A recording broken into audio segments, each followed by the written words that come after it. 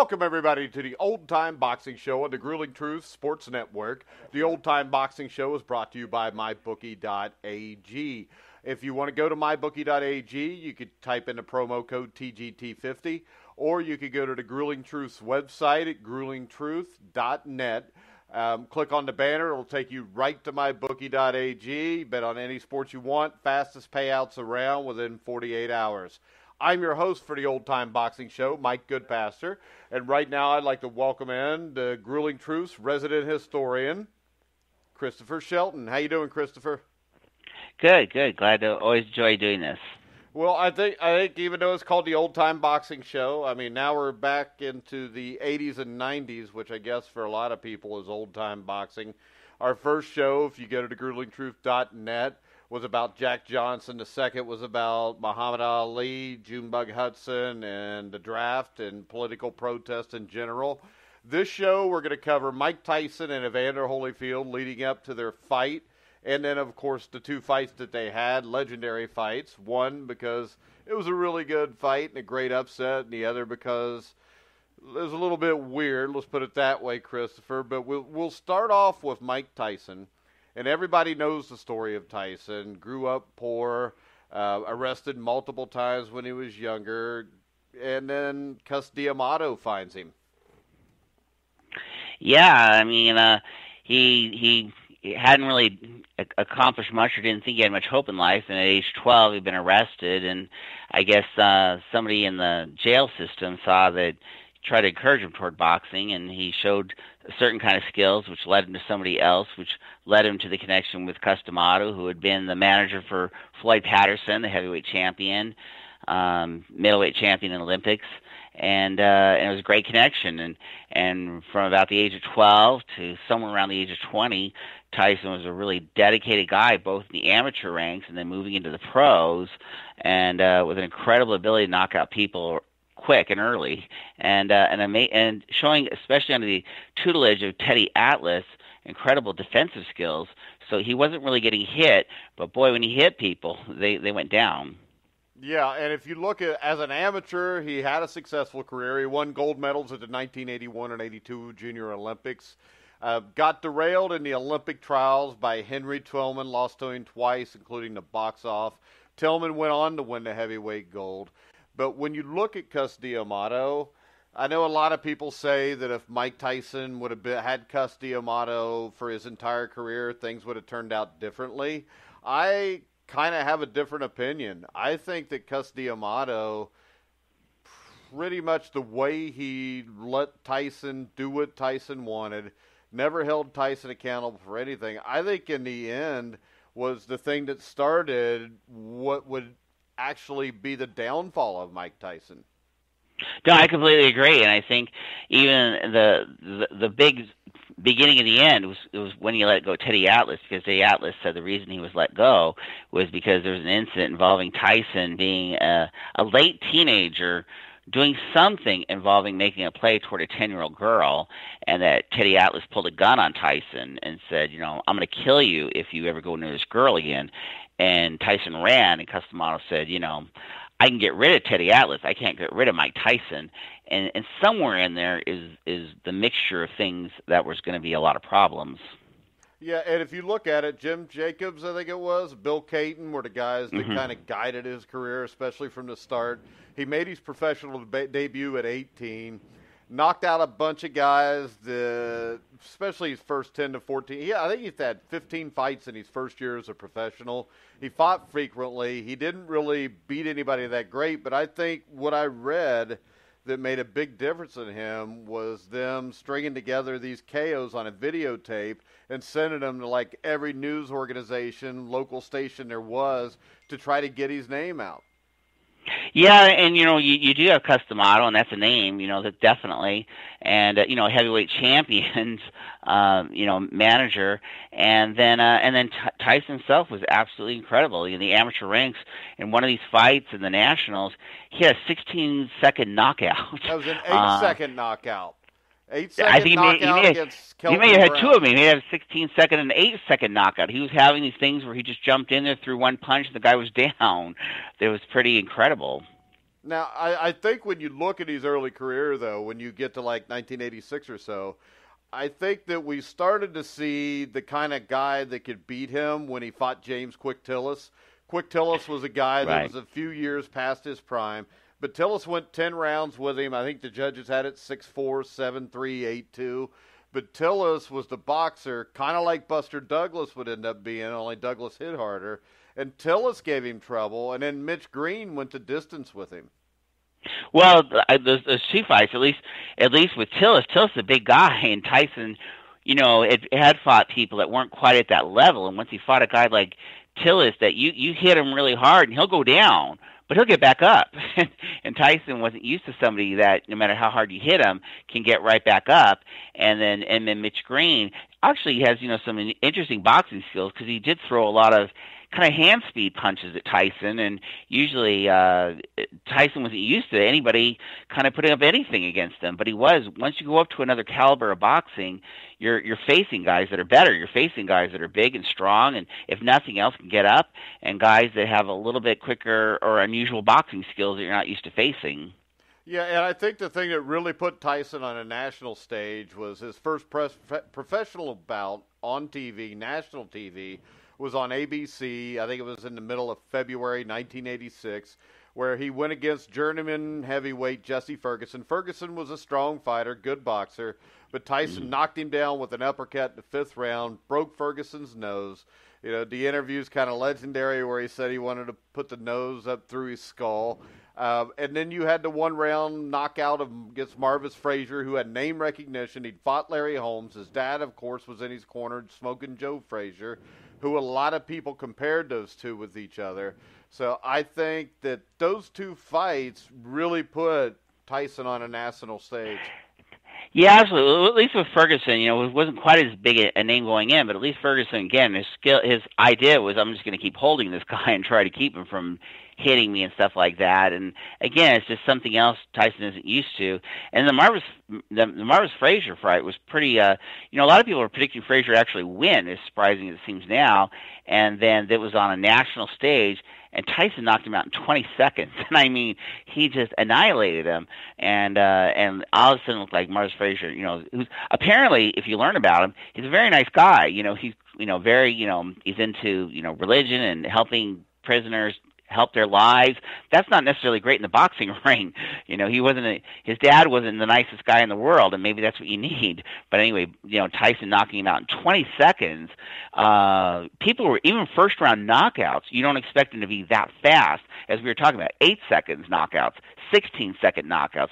Marvis Frazier, who people thought would beat some people thought would beat Tyson, 20 seconds and he's knocked out. And that's just incredible. Well, I think that in Marvis Frazier's defense, he made it almost a minute. I think it was like 56 seconds. But when you look at Marvis Frazier, he is a great guy. We had him on the show a couple years ago. I think he's a great guy. And if you look at Marvis Frazier was a good fighter. He beat guys like James Broad. He beat Quick Tillis on the Holmes-Williams undercard, which may have been his best heavyweight fight. But I think Frazier was a guy that would have been better off fighting at light heavyweight or cruiserweight, but I think his dad wanted him to be a heavyweight. He wanted to be heavyweight champion because his dad was, so I think a lot of that came into play with Frazier. Well, whatever it was, that certainly, Marvis Frazier brought name recognition to the plate. And you're right, it probably was a little longer than 20 seconds. It's the announcers that said it was 20 seconds. It probably was a little bit longer, but it was an annihilation. I mean, and it was stunning to watch. I still remember it, and it looked like Tyson was just this brutal machine, not even a human being, but a machine coming out and just annihilating this heavyweight champion's son. It was no longer Marvis Frazier. He was all of a sudden this heavyweight champion's son, who probably shouldn't have been there, though he seems like an incredibly nice guy in real life. All right, and now if you look at the heavyweight division in 1986, Michael Spinks had upset Larry Holmes in 1985, I think it's September, by a close decision. He beats him again, I think it was in April of 86. So the legitimate heavyweight champion of the world was Michael Spinks, at least in my opinion. And just incredible. Just to mention, if you don't mind, he was an undefeated light heavyweight champion, moved up to the heavyweight championship, beats an undefeated Larry Holmes, at that moment, if he retired, and I wish he had, but he didn't, Michael Spinks is one of the greatest boxers in history. Well, It still is. Yeah, I think he is anyways, and the problem is, and we'll get to this in a little bit, was the Tyson fight. But when you look at it, Spinks and Tyson couldn't get together. I think a lot of that was Butch Lewis, HBO. HBO started their tournament. I think Pinklon Thomas was the WBC champ. Trevor Berbick upset him. Trevor Berbick was a solid guy, went the distance in his prime with Larry Holmes. But when you look at him, I mean, I don't think anybody can really consider him a heavyweight champion. I think the alphabet titles are pretty much bullshit anyways. But well, it's a tough thing to say. Trevor Berbick is a big guy. He obviously can box, but at the same time, you know, he fought Muhammad Ali after Muhammad Ali fought Larry Holmes, and everyone thought the Larry Holmes fight should have been the last one for Ali, and he went one more. And Trevor Berbick he couldn't knock Ali down, and Ali maybe won 3 or 4 of the rounds out of 10 with Trevor Berbick when he was way past anything. So it's hard to view Trevor Berbick as a great one and stuff like that. Big tough guy, got murdered. But you're right. You know, you're looking at a lot of titles being floated around, a lot of names. Witherspoon, Pinklon Thomas, all these guys, Trevor Berbick. None of them really seemed like a champion after Larry Holmes. No, because none of them really were. Michael Spinks was the true champion if you go with the lineage of the heavyweight championship. So in November of 1986, Tyson knocks out Trevor Berbick in 2 rounds. He's proclaimed the youngest heavyweight champion in history. To me, Floyd Patterson still is, because Tyson did not beat Spinks. He did not beat the man who beat the man. From there, Tyson basically just intimidated everybody. And it helped. Honestly, with the way he knocked out Berbick. He knocked out Berbick quickly in the second round, I think it was, and then Berbick tried to get up and fell down, and he tried to get up again and fell down, and then it was a very dramatic knockout. So it was not only a knockout, who's somebody that people wanted to be heavyweight champion, but it was a very dramatic knockout because Berbick didn't know where he was and kept standing up and falling down. So it was a very dramatic knockout. Yeah, and then next in March of '87, he fought James Bone Crusher Smith, which a lot of people thought that would be like Hagler Hearns in the heavyweight division because Bone Crusher could punch, but he turned into Bone Hugger. And the bad thing about that fight was I think he hits Tyson in like the 11 for 12 round and kind of stunned him. Makes you wonder what would have happened if he wouldn't have been afraid of him. You know what? That's absolutely true. He hit him at the very end of the fight, and he looked afraid of him the entire way. And then just as it was ending, he hit him, and Tyson was just not really stunned, but he was hit. And Smith looked so proud of himself. It's like, well, why didn't you do that before the final round? And we'll never know. He was a little bit afraid, and it's too bad. We'll never know what happened if he would have just, hey, you know what? Why don't you fight the guy? Yeah, and then a couple months later, he fought Pinklon Thomas. Thomas was a guy in the mold, kind of like a Buster Douglas, a Quick Tillis. Very good boxer. He could punch, but I think a few years of cocaine had kind of taken him down. But the thing that stood out to me in that fight was the first 2 or 3 rounds, Thomas was in the fight. Yeah, there's a couple of guys that did that. I think Tubbs, I remember, also had a good first round against Tyson. The thing with Tyson is you're not really winning rounds against him. It's just that Tyson is so intimidating that if someone just kind of hangs in there with Tyson, you're impressed after 1 or 2 rounds. But I have to say that I'm not sure any of these people are actually beating Tyson in a round. You're just impressed people are hanging in there with him because he was so overwhelming at his prime. Well, I can tell you a guy who I did think won a couple rounds from him at least was Tony Tucker, who was another guy that was kind of like that. That unified the HBO tournament, I think, championship. He beat him in a 12-round unanimous decision. I think it was in early August of that year.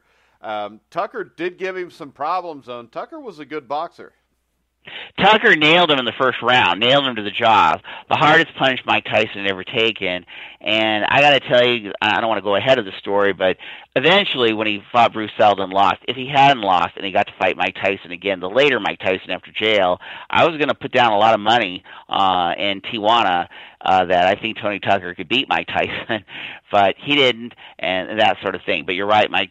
Tucker gave Tyson enough of a fight that I thought with Tyson once he stopped fighting and Tucker was continuing to fight, I thought Tucker could actually beat him with a little confidence. And the thing with Tyson is you just got to have some confidence, and Tucker still didn't quite have the confidence at that time, but he did nail Tyson in the first round. He hung in there with Tyson, and I think if he just had more confidence, and especially with him fighting and Tyson not fighting, Tucker could have beat Tyson if they had a rematch.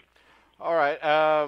Tucker did some things in between what would have been a rematch in that first fight that I think would have stopped him too, because for some reason all these 80s heavyweights, including Tyson, you talked about Tony Tubbs that couldn't stop eating, Pinklin Thomas and the cocaine, Tim Witherspoon who had to deal with Don King. There was a lot of good fighters in the 80s that were heavyweights that never really realized their full potential.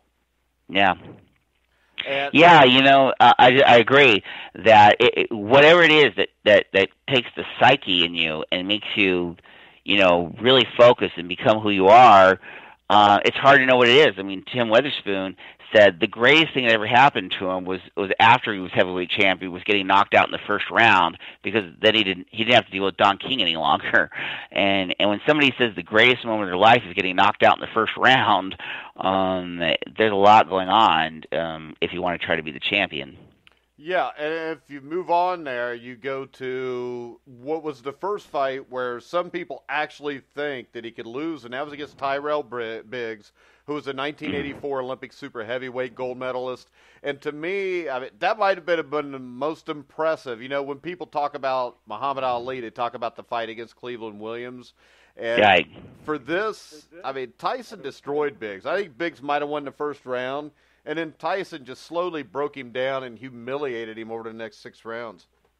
Oh, I totally agree. And I was one of those people that thought, maybe foolishly in retrospect, I thought this Biggs would give, Tyson a good fight. I said, Tyson's really facing somebody now that's a real good boxer, can hit hard, and everything above.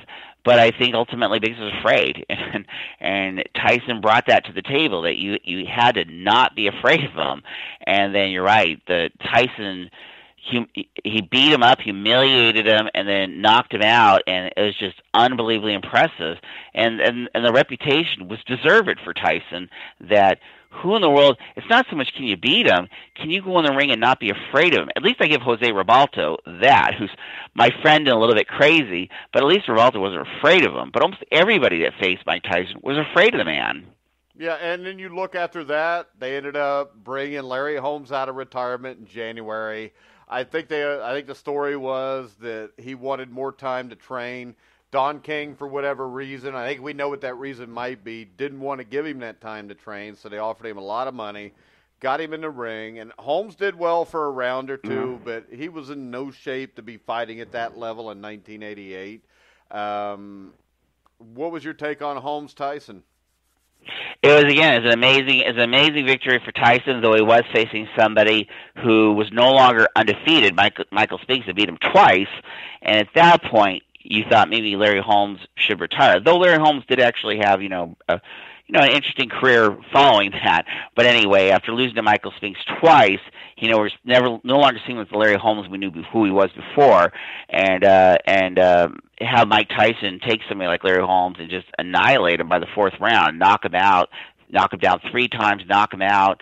It was impressive. It was hard to view as anything impressive. Because Larry Holmes, I wouldn't say was afraid of Mike Tyson, but he did look timid against Mike Tyson. Well, I think a lot of the timid was he hadn't fought in a couple years, and they only gave him a couple months to train. And Mike Tyson just had this, at that moment, it was a reputation, deserved maybe, of this guy, this killer. And you were facing this guy that, was Jack Dempsey on steroids or something, it was something fearsome. And I think, like I said, maybe Larry Holmes, it did look to me a little timid, but he was smart, or trying to be smart, and Mike Tyson feared him out by the 4th round and just annihilated him. Yeah, but I don't think that Larry Holmes was intimidated by him. I mean, Mike, he fought. I don't think he was afraid. But I did think he was a little timid. Yeah, but like I said, I think the timid was because he knew he wasn't ready for that fight. I mean, that could be. Yeah, I mean, I think that in their primes, I think Larry Holmes would have taken care of him with that jab, but that's just my opinion.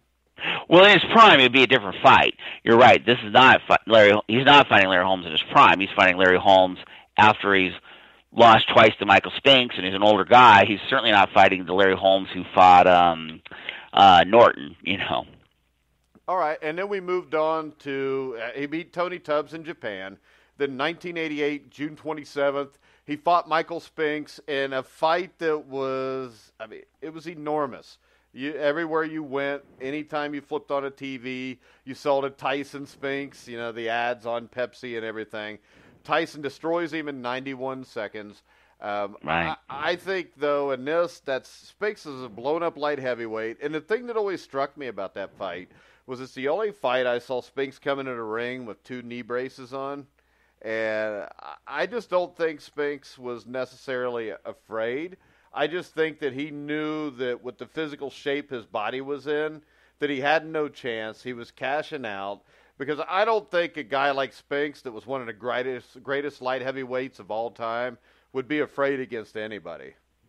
No, I don't think Spinks is afraid against Tyson. You're right. That was so high profile for the first time, and it's such a shame that Michael Spinks, with his brilliant career, one of the greatest boxers in history, that this was his most famous fight, was getting knocked out by Mike Tyson in 90 seconds, knocked down, and he got up and immediately got knocked down again.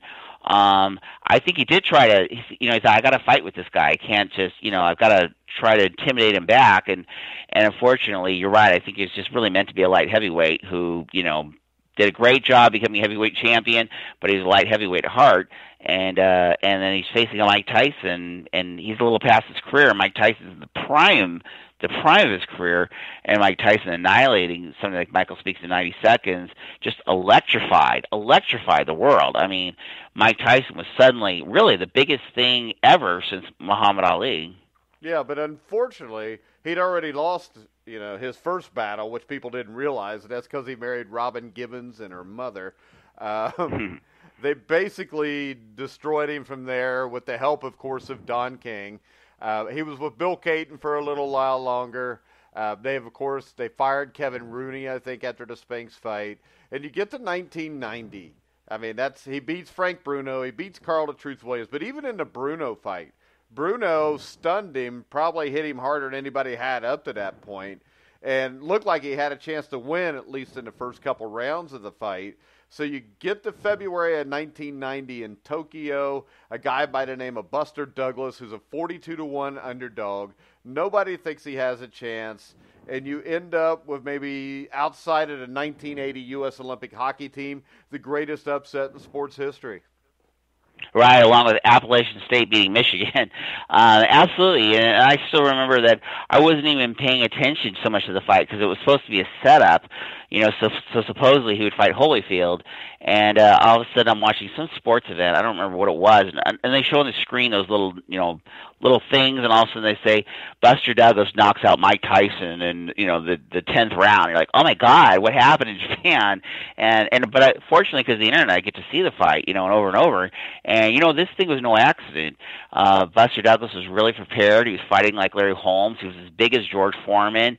He had a double jab, and all of a sudden, Tyson had this terrific defense. He wasn't ever getting hit. That was one of the reasons why he was winning. It wasn't just that he was hitting people. Nobody would hit him. And all of a sudden, he's standing there and taking punches from a guy that's 230, 40 pounds when he's on a diet. But he's about 280 pounds if he's not on a diet. A big guy who's double punching him, double jabbing him, and hitting him over and over again, who's upset that his mom died, his wife of his former wife, the mother of his kid, has a kidney condition. He's all prepped up and ready for Mike Tyson, and Mike Tyson just thought, I'm just going to walk in there and knock him out in 90 seconds, and this guy's double jabbing him, and just completely outclassing him for about 8 rounds, and Mike Tyson lands a shot, knocks him down. Whether he got more than 10 seconds or no, that's a controversy. And then Buster Douglas gets up, and I'm telling you, for the YouTube crowd, that 9th round of Buster Douglas and Mike Tyson is one for the ages. It's one of the greatest heavyweights of two people banging away at each other that you're ever going to see in your life, and then Buster Douglas knocks him out in the 10th round. Well, and the thing is about the controversy, I don't think there's a controversy there because he got up before the referee counted 10. I don't care if the referee standing over and goes 8 and then waits 15 seconds to go 9. You have until the referee counts 10 to get up. So I think that if the count would have been what Don King would have wanted, I think Buster Douglas would have got up. The fact that he continued to kick Tyson's ass after he got up tells me that it was probably more of maybe a balanced shot, or he just kind of didn't see it, went down for a second and got up. No, you're absolutely right. And one of the things that, again, people have to realize is it's not that you fall down and there's 10 seconds. It's that the referee counts to 10 and then says it's okay to continue or waves the bout over. Even if the referee counts to 10 and he hasn't waved the bout over, it's not over. So a boxer is trained to follow the referee's count. He's not followed to count 10 seconds to himself. All right, now after that, Tyson recovered with first-round knockouts over Henry Tillman and Alex Stewart. Henry Tillman was notable because that's the man who beat him in the Olympic box-off in the Olympic trials. Right. He went on, he fought faced the number 2 contender, Donovan Razor Ruddick, twice. And good fights. Those were good. Yeah. And those were competitive fights. And that was sometime where I was thinking that was even more than Buster Douglas, because really nobody saw the Buster Douglas fight. Everyone just anticipated that Douglas would lose so fast that everyone just said, oh, Tyson must not have been paying attention, and that's how he lost, rather than, hey, Douglas really dominated this guy. But anyway, Razor Ruddock was the first person that people saw that said, he's giving Mike Tyson competition. This guy is not invincible. Yeah, Richard Steele stops the first fight too early, but the second fight, the thing that stood out to me is if Razor Ruddock would have ever thrown more than one punch at a time, he could have been a hell of a heavyweight. Yeah, I agree. It is what it is of what you become, but you're right. Ruddock has opportunity, and he gave Mike Tyson competition, but he just wasn't whatever it is that makes you champion. All right, then, of course, came Tyson's battle in July of 1991 for the rape of 18-year-old Desiree Washington, who was a Miss Black Rhode Island contestant in an Indianapolis hotel room. He was sentenced to 6 years in prison along with 4 years probation, which brings us to the comeback. Well, I just want to. Can I say one thing about that rape? The only thing I want to say about that rape is I feel society in today's society. Now you're hearing even guys like Terry Crews saying a guy touched his crotch. This is T-Bone. This is guy. Everybody's now being molested and having sexual abuse and things like this. This girl was seriously raped, and the boxing community took his side and not hers. And she is like a pariah from society, like she has leprosy or something. And I just want to say for the boxing community that she didn't do anything wrong. He did something wrong. He raped her, and that I hope one day she doesn't feel like she has to hide from society or feel that the boxing community is against her. Yeah. I wasn't at the trial, so I couldn't tell you. I just noted he was found guilty, so he's guilty. That's it. He's found guilty and given 3 years in jail, and if he raped her, he deserved more than that, but 3 years sounds about right. All right, so after being paroled from prison, his comeback bout was huge against, of course, the great white hope, Peter McNeely, who's been on the show 2 or 3 times. Great guy. Has he? Actually very intelligent. Says the F word really clear, but wow. But his first comeback fight grossed more than $96 million worldwide, including a United States record at the time, $63 million from pay-per-view. Of course, he knocks him out quickly. They rush him. Well, the manager or trainer threw in the towel really quick after about 90 seconds, which is probably a good idea. But I got to give Don King a lot of credit because it was ridiculous to call that, a real fight. And, not that Peter McNeely isn't a great guy. He probably is a great guy, but he wasn't ready to fight Mike Tyson. But Don King, to promote that thing, just like the recent Mayweather versus the UFC guy, it's brilliant because he only had one loss against them. But meanwhile, he was fighting guys. He was fighting their kids and their fathers, and the guys with losing records. And it was really just sold on a white guy, a white hope against Mike Tyson. And yeah. Don King made a lot of money out of it. And I give the guy all the credit in the world. Don King's murdered 2 people, but he's a smart guy when it comes to making money. Yeah, and I mean, to bring a white heavyweight, it was kind of like the movie The Great White Hype, if you've ever seen that. Mm-hmm. I mean, almost exactly the same thing. I don't remember if the movie was made before or after the fight, but one of them got the idea from the fight. Then you look, he also beat Buster Mathis Jr., as you said. He was which was getting famous last also names. also smart. I don't want to throw these things out, but they showed that one on regular television. So here you are, all these boxing bouts you have to pay money or go to a bar or do this or that. And it was smart to put Mike Tyson after the Peter McNeil and all that money. Again, Don Ting is, smart guy, puts him on regular television. So I just turned on the television, Fox television, and got to watch the fight. It only lasted 4 rounds, but it was kind of exciting because it lasted 4 rounds, but it was regular television, didn't cost me a thing. Yeah, but see, the thing that struck me is it lasted 4 rounds. Then he regained the belt against Frank Bruno, who'd given him a decent fight 10 years earlier, but Bruno was definitely out of his element and looked scared to death. Yeah, I agree. All of this was a joke, and then when he faced Selden, and again, I was going to lay on when Tucker faced Selden for the championship. If Tucker beat Selden, Tucker would have faced Tyson. I was going to lay down all my money in Tijuana, where it's legal to gamble, because I lived in San Isidro at the time, right on the border. And Selden won instead of Tucker, so I didn't do that. But I thought Tyson was really vulnerable, and he wasn't this heavyweight great champion that he was when we were talking earlier about these early knockouts and this great invincible guy. 3 years in prison. There's been a history of heavyweight champions who take off 3 years, and when they come back, they're never the same. Not even Ali, who came back and won the title, was never the same as the guy who before he took off 3 years. And Tyson was not the same guy, and he wasn't fighting anybody.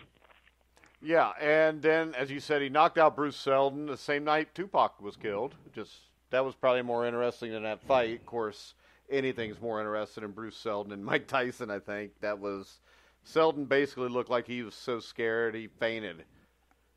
Yeah, it was embarrassing. I got to admit, I was sort of, because I thought Tucker had, if he had won, would give Tyson a fight. I thought, well, maybe Selden would give Tyson a fight. I knew Tyson was vulnerable. The thing is, what I really love is, because I was living in the gambling community on the border, was everybody was sitting on Mike Tyson. They all knew Mike Tyson was vulnerable. The public wasn't saying he was vulnerable. The media wasn't saying he was vulnerable, but all the gamblers knew he was vulnerable. And I thought maybe Bruce Selden might be the guy that would give Tyson a problem, and boy, was I wrong. Selden was scared, and Tyson had him out in about 90 seconds or something. Selden was one of those guys, in the football community, they go to the combine, they say, looks like Tarzan, fights like Jane, plays like Jane. So I think that was him there. That brings us then to our second subject here, which is Evander Holyfield. We got Tyson up to the point where he's going to fight Holyfield. Holyfield was a guy that qualified to compete in his first Junior Olympics at 13. By 15th, he'd won it. He described himself as a physical late bloomer. Upon graduating from high school, he was only 5'8", 147. By the time he was 21, he was 6 foot, 178 pounds. When he was 20 years old, he represented the U.S. in the 1983 Pan Am Games, where he won a silver medal, lost to a great Cuban world champion, Pablo Ramiro. The following year, he won the National Golden Gloves. And, of course, in the 84 Summer Olympics, I remember watching this, and I thought he was the best fighter that I'd seen on this entire Olympic team. And this is one of the 2 greatest Olympic teams in United States boxing history. Of course, he got controversially disqualified in his second round in a semifinal by New Zealand's Kevin Barry. Yeah, it may have almost been a win, because the good thing, I know a lot of people don't like, the late Howard Cosell. Maybe young people don't know who Howard Cosell was, but he was he had a lot of opinions, very strong opinions with a Brooklyn accent to go along with it. And Howard Cosell railed how Holyfield was robbed. And I almost think that was more beneficial than actually winning. It really put his name out there. And Holyfield does come from an unusual background, because his last name is not his father's last name, it's his mother's last name.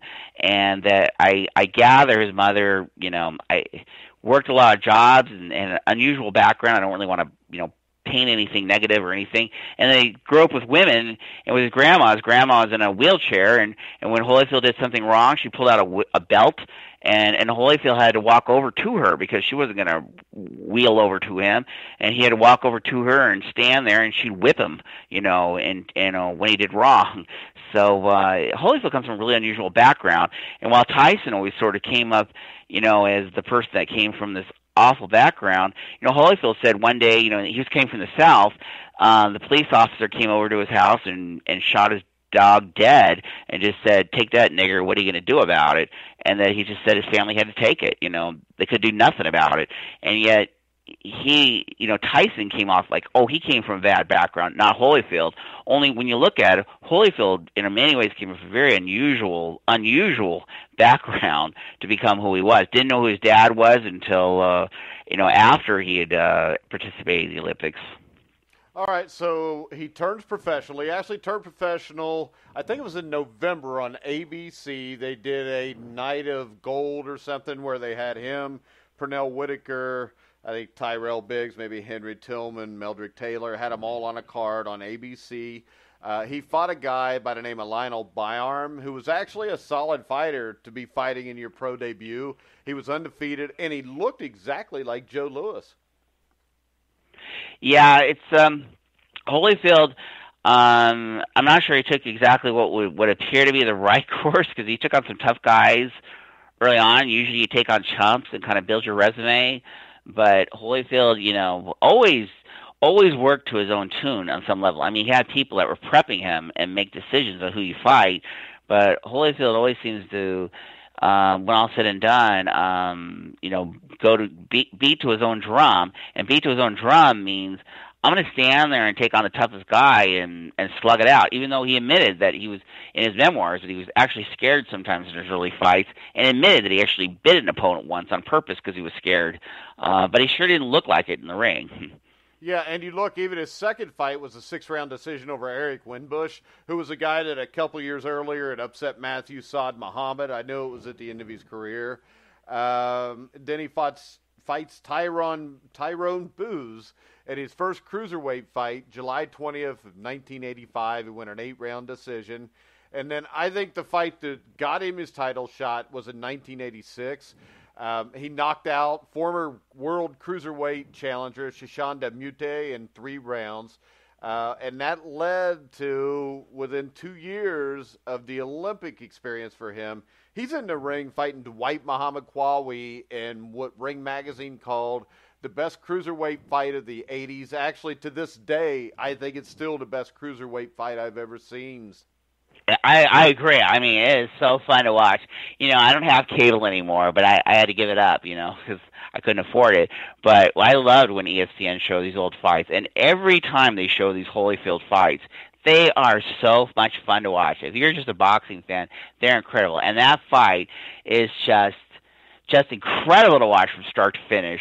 And Holyfield's description of it afterwards is that they had to go to both of them had to go to the emergency room, and they had to just pump water into them, because they were drained by about 30 or 40 pounds or something after the fight. And it's just amazing to watch. Those guys, these were 2 determined guys. Both of them deserved to win, but only one of them could win. And I'm glad it was Holyfield, but oh my God, that is, if you're a boxing fan, that is one for the ages. Yeah, and then he proved what a true world champion is. He went to France and fought Mike Brothers. I mean, he went around the world to fight these guys. In 1987, he defended on regular, over-the-air, national TV on CBS, where he knocked out former Olympic teammate, gold medal winner Henry Tillman, who was the guy who had beat Mike Tyson as an amateur to retain his belt. Then he went through and he unified the titles. He knocks out Ricky Parkey, Ozzy Ocasio, which if you're a Larry Holmes fan, you remember 8 years earlier, Ocasio fought for the heavyweight title. Then he became the lineal and WBC champion by beating Carlos De Leon. He dominated De Leon, and I don't think that people understand how good a fighter De Leon was. No, I just remember watching on Wild World of Sports and watching them as they prepared for what happened, and then afterwards they showed the fight and had them both talk about it afterwards, and again, that was an incredible victory by Holyfield, and it was exciting as for someone like me watching it, because Mike Tyson was so prominent and such a name that the thing was, could anybody stand up to Mike Tyson? I don't even know if you could beat him. Can anyone just give him a fight? And all of a sudden there's this Holyfield guy, and Holyfield, well, at least there's somebody that's an opponent. Tyson really didn't have an opponent or a foe, and all of a sudden there's somebody that you say, okay, let's have Tyson fight this guy. Yeah, and if you look, I mean, Holyfield jumps into the heavyweight division. He fights James Quick Tillis, knocks him out in 5 rounds, the same guy that a year or so earlier had went the distance with Mike Tyson. Then he goes and he knocks out in 7 rounds former heavyweight champion Pinklon Thomas. And then Holyfield began 1989 meeting another former heavyweight champion, Michael Dokes, in a fight that was one of the best fights of the entire decade of the 1980s. It was a great one. It's another great one. That's what I mean when, I miss cable only for that, for the ESPN Classics, when they show these boxing bouts again, and you watch him against a guy like Dokes, and you watch him against all these guys. Holyfield really gives you your money's worth if you're a boxing fan, a pure fan. He fights these guys. He doesn't fight. The thing about Holyfield that's kind of, again, he's a quirky personality, is I like him so much. I know he always espouses these Christian values, but he doesn't hesitate to fight dirty if he has to. And I remember Dokes, he fought him dirty really early on, and it kind of feels like you have to do that a little bit. You've got to have something in you. Tommy Morrison, when I asked him, when I interviewed him about boxing and dirty punches and stuff, he said, shit, it's boxing. And I think Evander Holyfield realized that you can have Christian values, but sometimes you got to fight just a little bit dirty, and he fought Dokes a little bit dirty, but he had to do what he had to do because he wanted to win, and he always in his head was going to fight Tyson. Yeah, I think that's what he prepared for from 1984 on.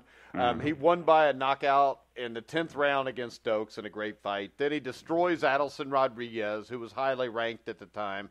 The last fight of the 80s was another war where he fought, I think Alex Stewart was 24-0, I think with 24 knockouts. He tied Mac Foster's record for consecutive knockouts to start his career. Stewart shocked Holyfield early, quick hard punches, but eventually he fell in 8 in another war. Yeah, it was. I guess you're right. When these things build up, they have a certain excitement and stuff like that.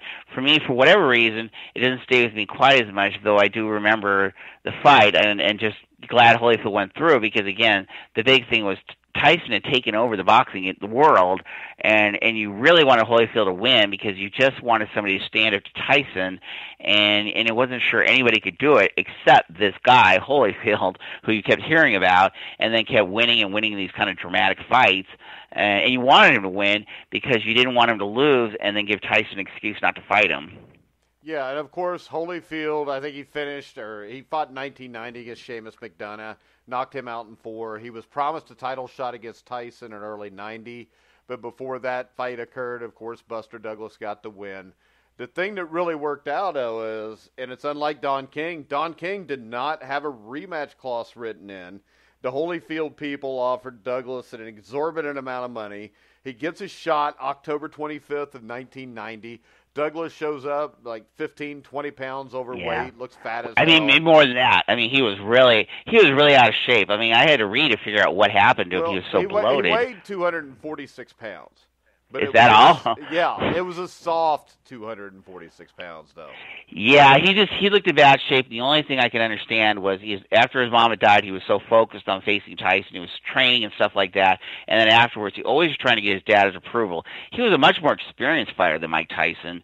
He had fought since he was 5 years older than Tyson, and he'd grown up in a boxing ring because of his dad, and his dad just wouldn't give him approval, and apparently his dad just obsessively would watch the fight over and over again, but wouldn't recognize his son as being anything. And I guess I gather from Sports Illustrated stuff that the son couldn't get the dad's approval, and then just kind of sloughed it off. Here's this great opportunity. You're the unified heavyweight champion. but he can't get his dad's approval, and it's a weird situation. So he comes in looking bloated and horrible condition, which I think was really unfortunate for Evander Holyfield, because Evander Holyfield, knocked him out in the third round, but Holyfield didn't get much credit for it because Douglas was clearly not in shape, and Douglas also, when he took his knockout punch, it didn't even look like a knockout punch. He looked like he got knocked down. He started touching his nose and like, well, get up. And he looked like he was too lazy and too fat and too, like he didn't care and just didn't bother to get up. So Holyfield become heavyweight champion, but it looked like, well, you didn't face the same guy Mike Tyson faced, which is true, and it is what it is. All right, the next up, he fought another man who Mike Tyson wanted no part of, I don't think. That was the Battle of the Ages, or Battle for the Ages, against George Foreman. He beats Foreman by unanimous decision. It was a really good fight. Foreman nailed him a few times. I mean, Holyfield only weighed 208 pounds, but he stood up to Foreman's 257 and won the fight by 4 or 5 rounds, I think. It's still one of my favorite fights. I mean, I can't believe Holyfield in a million years is going to stand there and slug it out with George Foreman. He did. I mean, it's really, as George Foreman later said of Holyfield, suicidal. But that's what Holyfield did. He decided, I'm going to slug it out with Foreman, and Foreman obviously had to inflict a tremendous amount of punishment on Holyfield, and Holyfield kept going, and he deservedly won the fight. And it was wonderful because Foreman showed so much. Holyfield really didn't know how to bring entertainment to the world, and Foreman had all this. How do you train for a fight? Oh, I just eat cheeseburgers. And Foreman was in his 40s and said, I'm going to take this young punk and show him, treat him around, he's a little young punk and things like that. Foreman brought so much entertainment and teaching Holyfield that it's not just a matter of being champion. You got to bring something to the table so that people get excited about. Yeah, so after the Foreman fight, there was a deal signed for Mike Tyson to fight Evander Holyfield in November of 1991. Tyson delayed the fight, claiming he was injured in training, but then he was convicted for the rape of Desiree Washington, sentenced to 6 years in prison. So Holyfield made that defense in November against a relatively unknown Burt Cooper, who probably biggest claim to fame was, I don't know, the Henry Tillman fight? I was going to say, I think you're right. His biggest claim to fame is, I don't know what. It was supposed to be kind of a chump fight on Holyfield's turf, and all of a sudden, you got to be careful, and styles make fights, and I don't know if Holyfield underestimated him, but boy, Burt Cooper gave Holyfield a standing round knockdown and a lot more than Holyfield planned on his own turf. Well, Burt Cooper was a guy who in '86 fought what I thought was the fight of that year outside of the Holyfield-Quawi fight against Henry Tillman. He could crack. I mean, he reminded people, I think they called him Smoking Burt Cooper because he looked like Smoking Joe Frazier. And let's face it, at the kind of fought like him a little bit. You're right, a little bit. Fought him like him a little bit. And at the heavyweight division, I mean, you got a guy that big, he cracks you. I mean, you're going to feel it. So, yeah, you're right. It's so easy in our world to put down the people that don't become champions and sort of put them down like, oh, they're not very good. Like people will put down Buster Douglas and go, hey, Buster Douglas became heavyweight champion. I don't care what you think of him. He's not a chump. Burt Cooper is not a chump.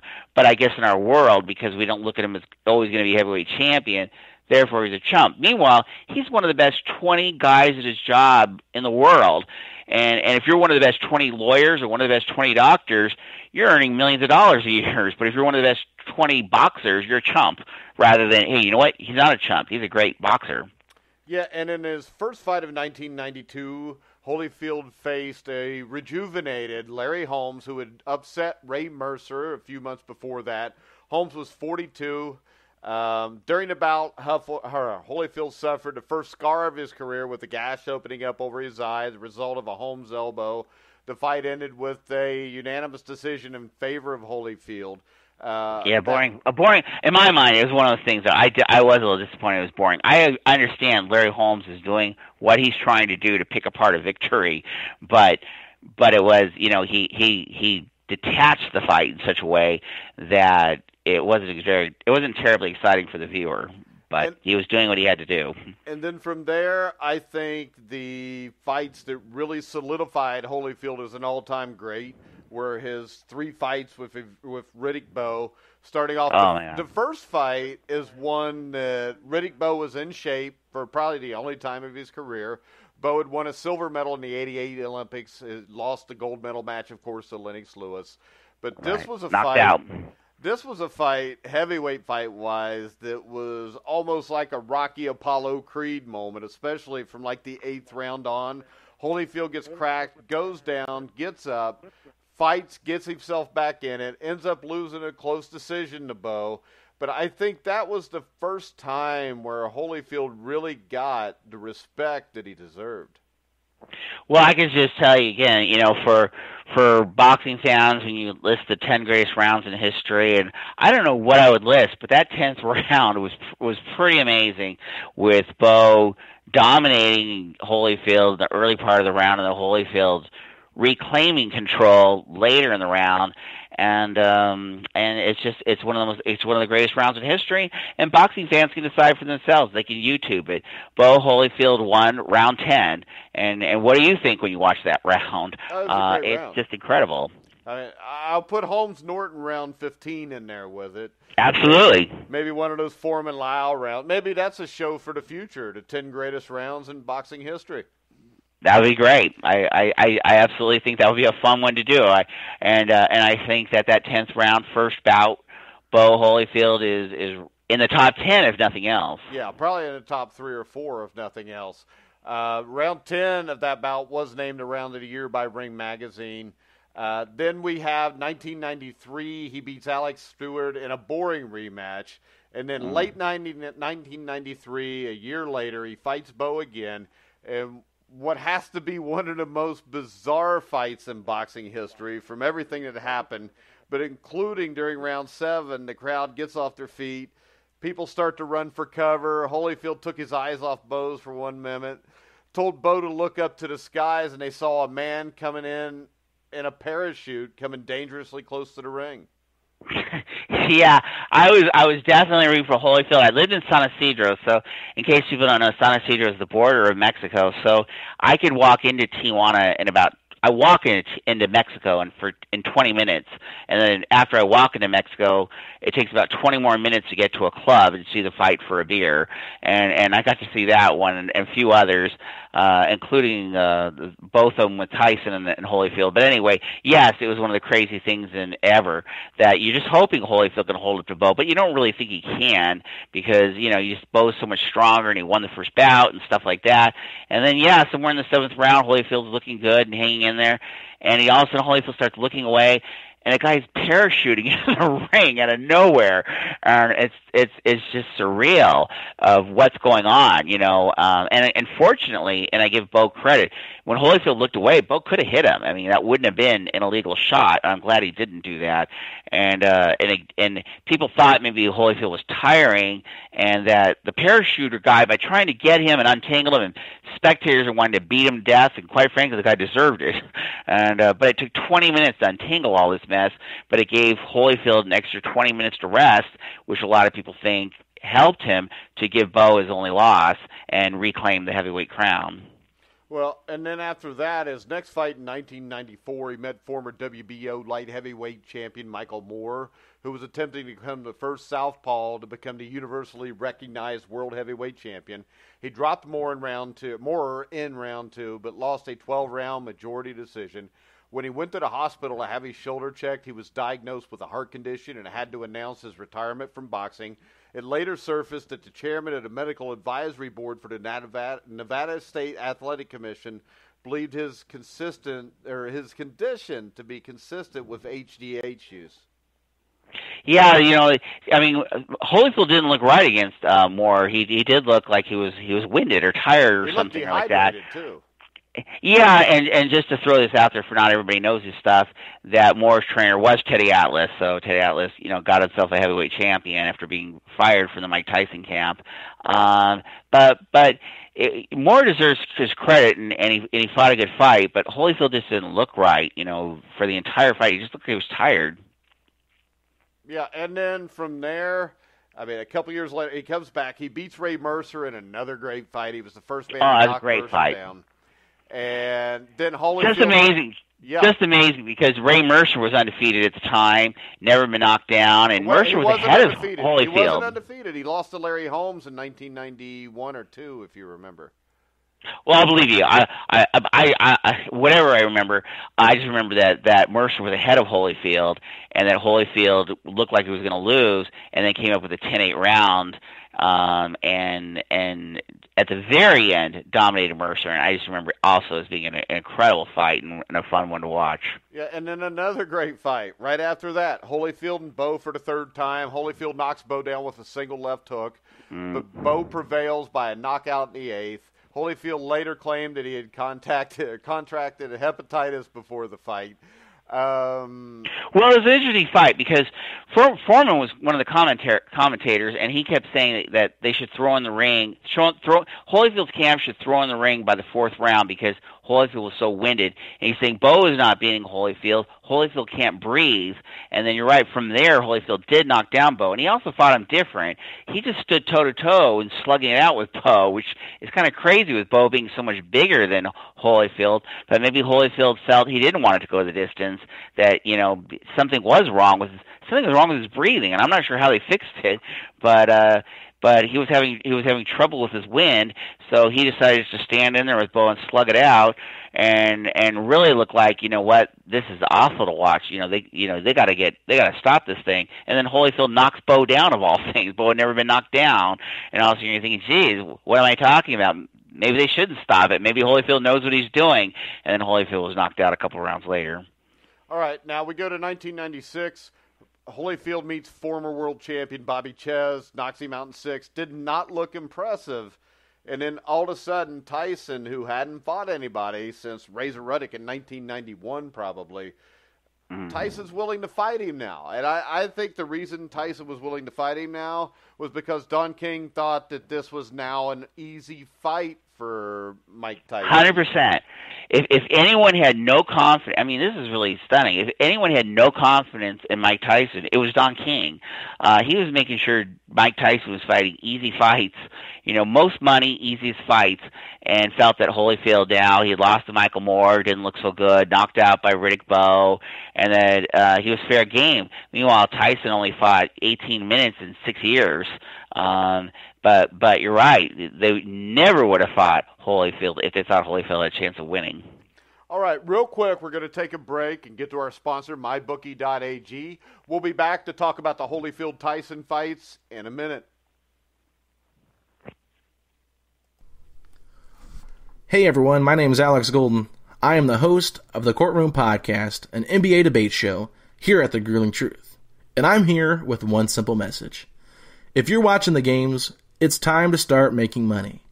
The Grueling Truth has partnered with mybookie.ag, an industry-leading sportsbook website who reminds you that where you bet is just as important as who you're betting on. And that's why the Grueling Truth urges you to check out mybookie.ag. In addition to the usual thousands of odds, money lines, proposition bets, and futures offered on mybookie.ag daily, they also have in-game live betting and a mobile site that makes wagering on the go easier than ever.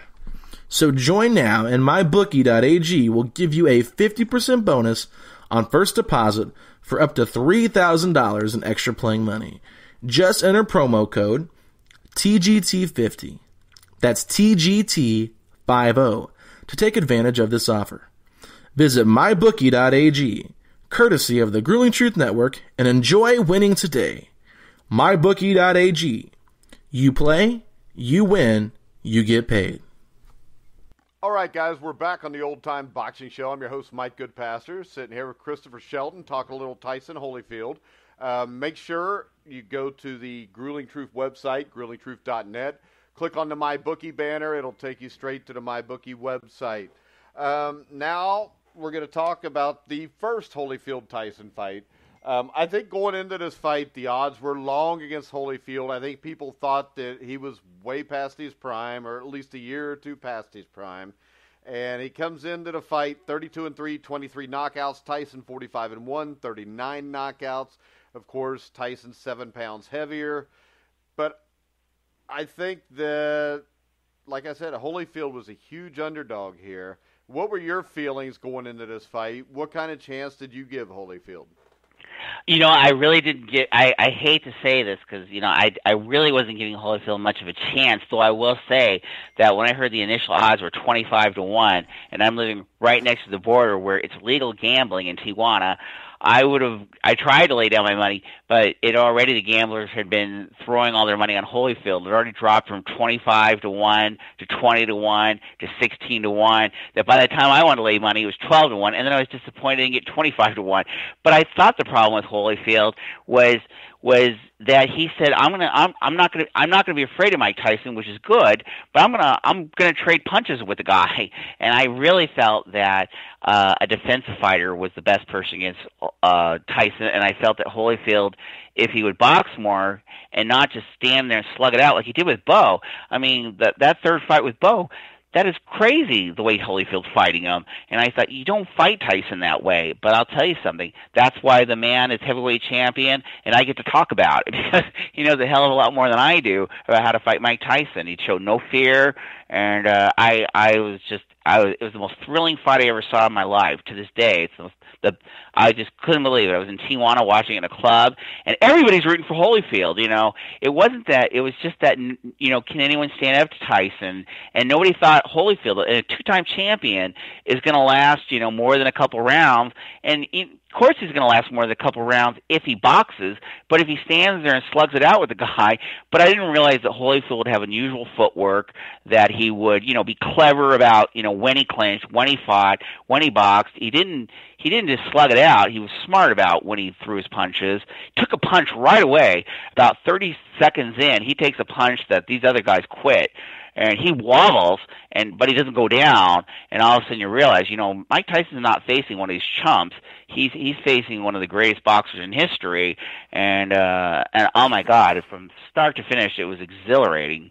Yeah, and the thing I remember is the only punch that he really hurt him with, I think, was the first punch he hit him with. As you said, oh yeah, he sent him really with the first punch. But the thing that I think determined the fight wasn't. I don't think Holyfield went out there determined to trade with him. I think Holyfield went out there just going out, showing Tyson that he was the stronger man. He would tie Tyson up. He'd walk him back into the ropes. So basically, Tyson had this guy hooking up with him, pushing on him the whole fight. Then he'd push back, throw a couple punches, maybe a headbutt here or there. And the thing is this, when you've got a bully, I don't think a defensive fight wins. But I think when you meet that bully head-to-head and show him in the first minute that you're stronger than him, that fight was over in the first minute of that fight. Well, one thing for sure, I was along with the gamblers. I just don't like to gamble because that's how I lose my money. But they were sitting on this one, so it went from 25-1 to 20-1 to 16-1 to 12-1 to 10-1 to 7.5-1. The gamblers are throwing all their money on Holyfield, and Holyfield, while Tyson had only fought 4 chumps in about 18 minutes in 6 years. Holyfield is taking a beating from George Foreman for 12 rounds.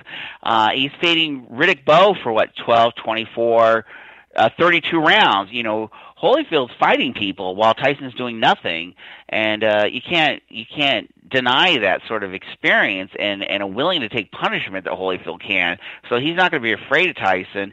And then he was just clever. His footwork was a little bit different.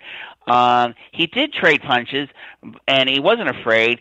But again, he was clever about it. He was still boxing, and Mike Tyson looked like an amateur fighting a real boxer because all of a sudden it looked like, what happened to Mike Tyson's boxing skills? We know he can throw a punch, but there was a time when it looked like Mike Tyson could box when he was younger, and he really didn't seem like he was boxing. It looked like he was just he's gonna stand in there and hit Holyfield, and Holyfield's gonna get down and not get up. And it's like, you're not facing that kind of guy. Yeah, and the thing that stood out to me is in the 7th round, Tyson lunged at Holyfield as Holyfield came forward, resulting in a hard clash of heads. What I remember is Tyson turning his head, crying out in pain as his knees buckled. But again, the referee judged the headbutt to be unintentional because Holyfield's coming forward, but Tyson lunged at him. Tyson was examined by the ring doctor.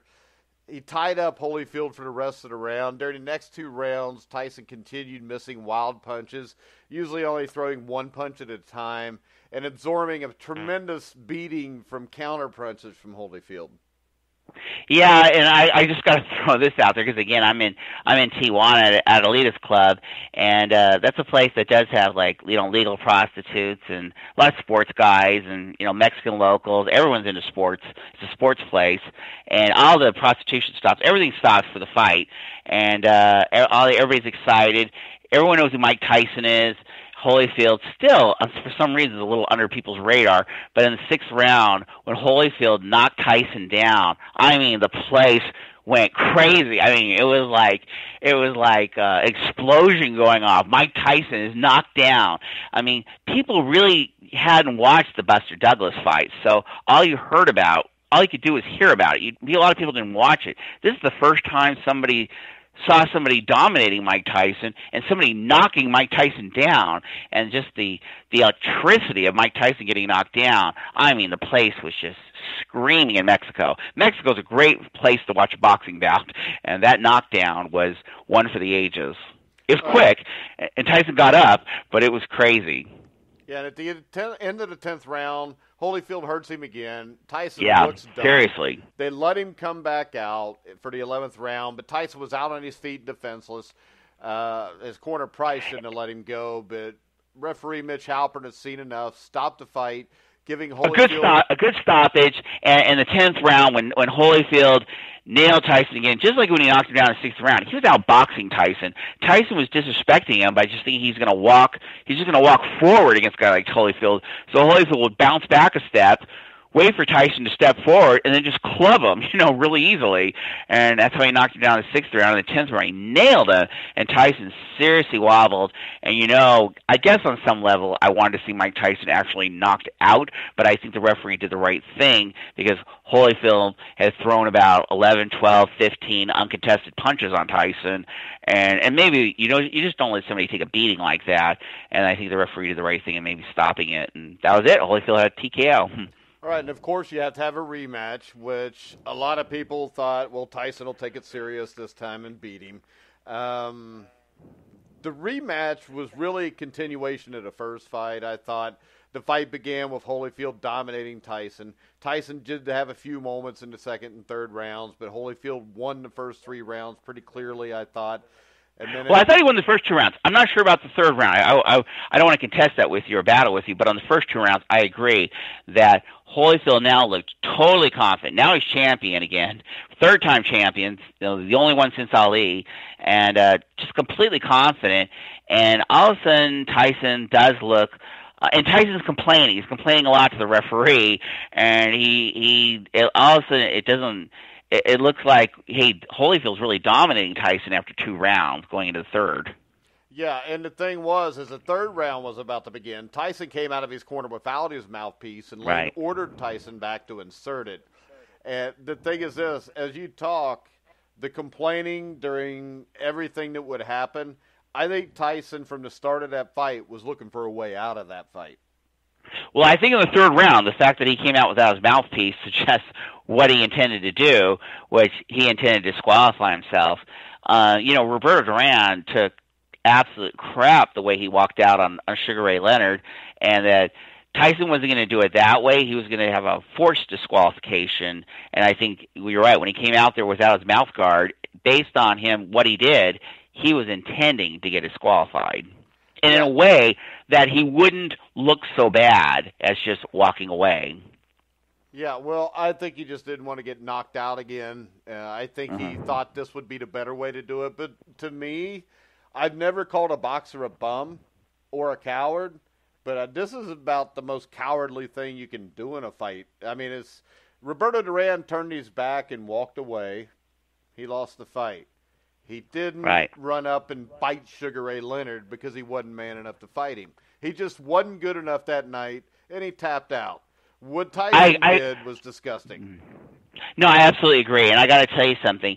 He let down his hero. His hero was always Jack Dempsey, and Jack Dempsey would jump out there and start throwing punches right away from the first round. Well, Jack Dempsey, when he faced a better boxer, which is Gene Tunney, they faced each other for 10 rounds, and Tunney completely dominated him. They had another 10-round bout. But for the first 16 rounds of those 20 rounds, Tunney just overwhelms Dempsey with boxing skills, and yet Dempsey doesn't quit. Dempsey doesn't, bite him. Dempsey doesn't do anything. Dempsey's still studying Tunney, even though he's losing and losing and losing. He's trying to change his style, trying to fight more inside.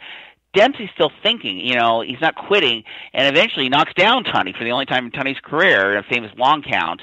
Tyson is not Jack Dempsey. He quit. He was a coward, and it's too bad, because if he had more confidence in himself, maybe he could have just hang in there, and why don't you see what Holyfield's doing?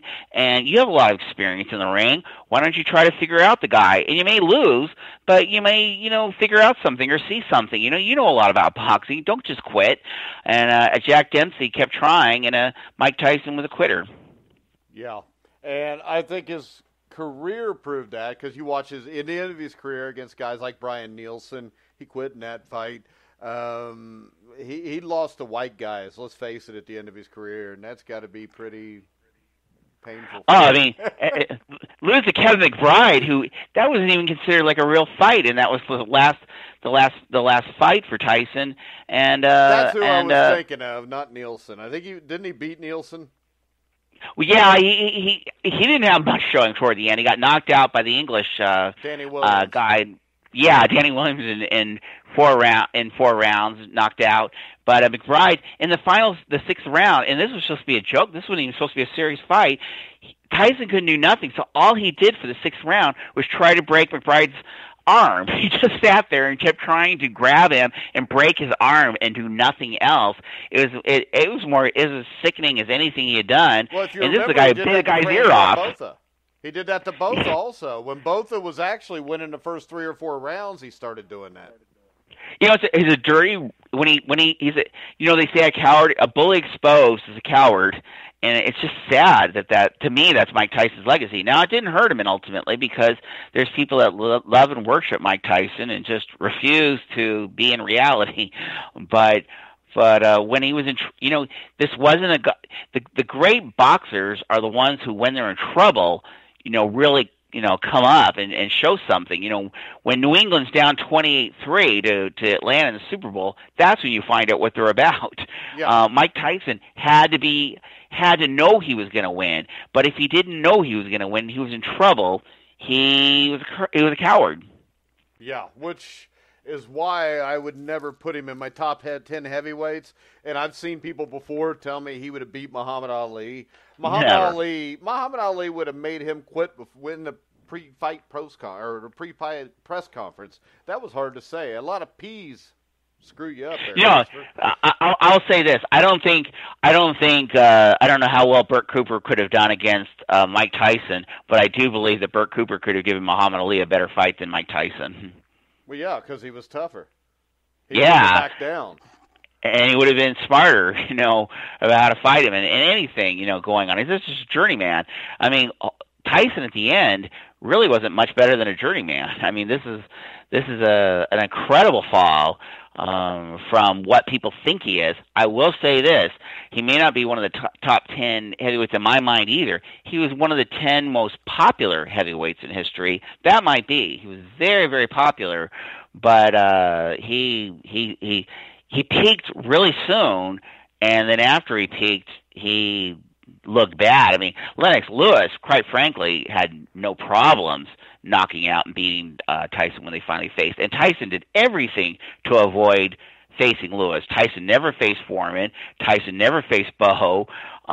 It's hard to put him at one of the top 10 when he was avoiding everybody. And the only reason he fought Holyfield is because Holyfield had lost to Moore and got knocked out by Bowe and had a heart condition, and they thought he had no chance. Yeah. Tyson avoided everybody and I don't think it was just him, it was his handlers. And when Don King really doesn't think you can beat these guys, Don King does know something about boxing, but that's not a great thing on your legacy. Yeah, very well. All right, guys, we're going to go ahead and we're going to wrap it up, Christopher. You can catch us every Monday at this same time live on thegruelingtruth.net, talking boxing history. Christopher, it was great to have you on the show again. I loved it, and these are it's not only something that we do, but it's fun.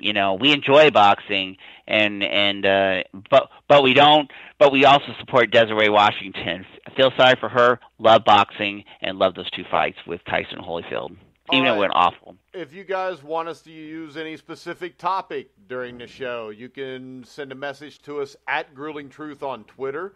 You can follow us there also. Make sure you do. We're also got a Facebook group page you can follow.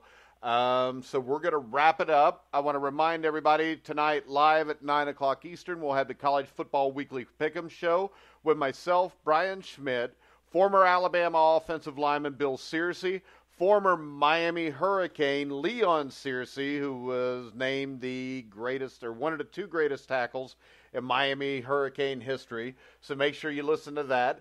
Tomorrow night at 10 o'clock, we'll have the NFL Pick'em Show. And then Wednesday night, we will have another Indiana Basketball Weekly Show with former Indiana Hoosier star on the 1981 National Championship team, Steve Risley. Make sure you go to mybookie.ag. You can go to thegruelingtruth.net. Click on the banner. It'll take you right to mybookie.ag to sign up. If you use a promo code TGT50, you'll get a 50% bonus up to $3,000. So for Christopher Shelton, I'm Mike Goodpaster. You've been listening to The Grueling Truth, where the legends speak. What'd you think, Chris? Oh, I liked his stuff. I was pretty when I heard you talk about Miami. Oh, I was so disappointed that they crushed Notre Dame the way they did. But that's what happens in sports sometimes. Actually, we got credentialed for Notre Dame football, so I was at the Notre Dame Navy game this week. Oh my God, you were at the game? Yeah. Oh, I love watching on television.